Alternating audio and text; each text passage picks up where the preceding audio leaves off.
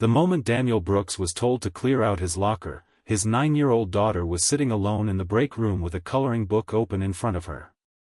She had no idea her father had just lost the only job keeping a roof over their heads. Daniel had brought her to the distribution center because her school had closed unexpectedly and the babysitter he normally relied on had canceled at the last minute. He had nowhere else to take her, no family nearby, and no money for emergency childcare. He thought keeping her quietly in the break room for one shift would be better than leaving her alone. Instead, his supervisor called it a serious policy violation and fired him before lunch. Daniel walked back toward the break room trying to figure out how to tell his daughter that by helping him color a picture that morning, she had unknowingly become part of the reason he no longer had a job. If you believe kindness still matters and that people deserve second chances when life puts them in impossible situations, please like this video, leave a comment, share this story with someone who needs hope, and subscribe to Dad's Hope. Your support helps stories like this reach people who may be quietly doing everything they can just to keep going. Daniel had been raising Emily alone for nearly 5 years.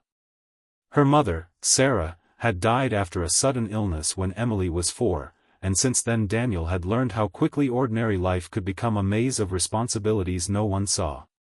He worked full-time at Northbridge Logistics, took every overtime shift he could get, packed school lunches before sunrise, attended parent meetings in work boots, and spent evenings helping Emily with homework while trying not to fall asleep at the kitchen table. He was not looking for sympathy. He only wanted stability. The job at Northbridge paid enough to cover their small apartment, groceries, utilities, and most months, a little extra for emergencies. The problem was that emergencies seemed to come faster than the money did. That Tuesday morning, Emily's school sent an alert before dawn saying a burst water pipe had forced the building to close for the day. Daniel called the sitter he used on rare occasions, but she had already committed to another family. He called 2 co-workers, a neighbor, and even an old friend who lived across town. No one could help. Missing work was not an option either. Daniel had already used most of his personal days during Emily's bout of pneumonia earlier that year, and his supervisor had warned the department that attendance would be monitored closely during the busy season. So Daniel made a desperate choice. He packed Emily's backpack with snacks, books, headphones, and colored pencils, then drove her to the warehouse. He told her she would have to stay quiet in the employee break room and never enter the work floor. Emily promised she would. For the first few hours, everything went smoothly. Daniel checked on her during breaks and found her reading, drawing, or watching a movie with headphones. She even made a small picture of the two of them standing beneath a bright yellow sun and wrote, "Dad works hard for us," across the top. Then Daniel's supervisor, Martin Hale, walked into the break room. Martin had always been rigid about policy. He did not ask why Emily was there. He did not ask whether Daniel had tried other options. He simply saw a child inside an employee-only area and decided Daniel had broken a rule that could create liability for the company. Within 30 minutes, Daniel was sitting in a small office while Martin explained that the violation was serious enough to justify immediate termination. Daniel tried to explain. He told him the school had closed unexpectedly and that he had no safe alternative. He promised Emily had never been near machinery or the warehouse floor. Martin barely reacted.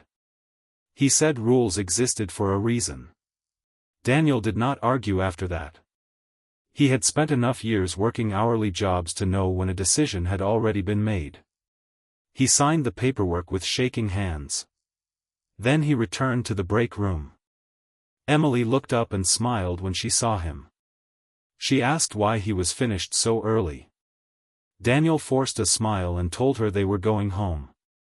She did not notice the cardboard box he was carrying. The drive back was almost silent. Emily chatted about the picture she had drawn while Daniel stared at the road, calculating everything he was about to lose.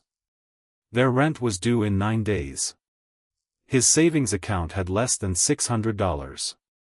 He had a car payment, an electricity bill, and a refrigerator that was almost empty. He thought about applying for unemployment, calling temp agencies, selling the car, canceling internet, skipping meals. Every solution seemed to create another problem. That evening, Emily placed the drawing from the break room on the refrigerator. Daniel stood in the kitchen staring at it for a long time after she went to bed. The next morning, he began applying for jobs. What Daniel did not know was that his termination had already reached someone far above Martin. Northbridge Logistics had recently introduced a company-wide review of employee retention because turnover had increased sharply.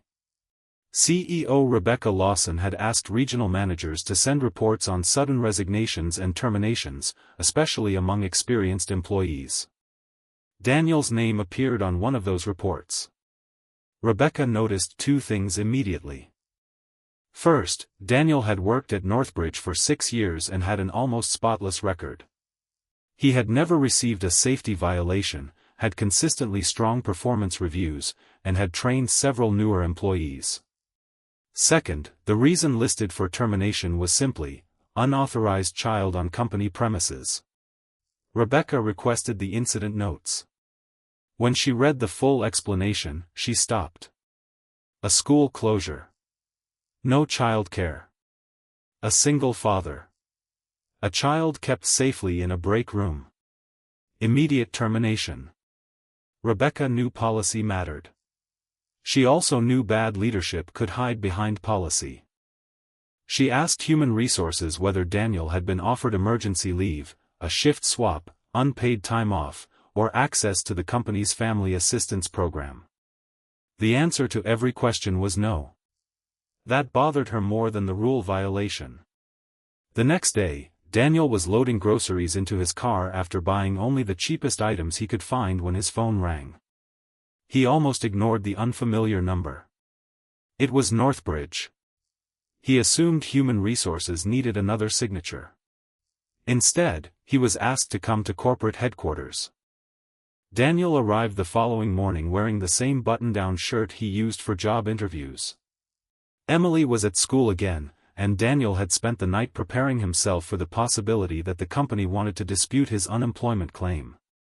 When he entered the conference room, Rebecca Lawson was waiting. Daniel recognized her immediately. He became nervous. Rebecca explained that she had reviewed his termination and wanted to understand what happened in his own words. Daniel told her everything. He described the school closure, the failed calls for childcare, his fear of missing work, and the decision to keep Emily in the break room because he believed it was the safest option available. Rebecca listened carefully. Then she asked the question Daniel had not expected. Why had he not simply stayed home? Daniel gave a tired smile. Because missing a shift could mean missing rent. That sentence stayed with Rebecca. She had spent years hearing executives talk about employee loyalty, commitment, and responsibility. Yet here was a man so afraid of missing one day of work that he had brought his daughter to the building rather than risk losing pay, and the company had responded by firing him. Rebecca told Daniel she believed the termination had been mishandled. His job was being restored immediately. Daniel stared at her. Then she added something else. He would receive back pay for the missed days. But Rebecca did not stop there. She announced that Northbridge would revise its emergency family policy. Employees facing sudden school closures, childcare failures, or family emergencies would be given access to temporary leave, remote administrative duties where possible, and a small emergency childcare fund. Daniel tried to thank her, but his voice broke. Rebecca told him she was not doing him a favor. She was correcting a company failure. When Daniel returned to work the following Monday, several coworkers quietly welcomed him back. Martin had been formally reprimanded and required to complete management retraining. Daniel did not celebrate that. He had no interest in revenge. He only wanted to work. A few weeks later, Rebecca visited the warehouse. Daniel happened to have the drawing Emily made that day taped inside his locker. Rebecca saw it. "Dad works hard for us." She stood there for a moment, then asked Daniel if she could take a picture of it. Months later, the company launched its new family emergency program. The internal announcement did not mention Daniel's name, but the presentation included one sentence that Rebecca had written herself: "A good employee should never have to choose between being a responsible parent and keeping a job." Daniel's life did not suddenly become easy. He still worked long shifts. He still worried about bills. He still packed lunches at dawn and helped with homework at night. But the fear that one unexpected crisis could destroy everything became smaller. And Emily never learned the full story until years later. To her, the day she went to work with her father was simply the day she got to sit in a grown-up break room and draw pictures while Dad worked nearby. To Daniel, it was the day he almost lost everything. And the day someone in power finally chose to look beyond a rule and see the human being standing behind it. If this story touched your heart, please like the video, share it with someone who may need a reminder that compassion and responsibility can exist together, and subscribe to Dad's Hope. Sometimes one act of understanding can change not only one family, but the way an entire workplace treats people. Before we end, please comment, "Family should never be a punishment," if you believe hardworking parents deserve understanding when life gives them no perfect choices. Years later, Daniel still kept Emily's old drawing in a folder at home. The paper had faded, and one corner was bent, but he never threw it away. It reminded him of the day he felt like a failure as both an employee and a father, only to discover that doing your best in an impossible situation is not failure at all. Sometimes the difference between losing everything and getting another chance is simply one person willing to ask why before they judge.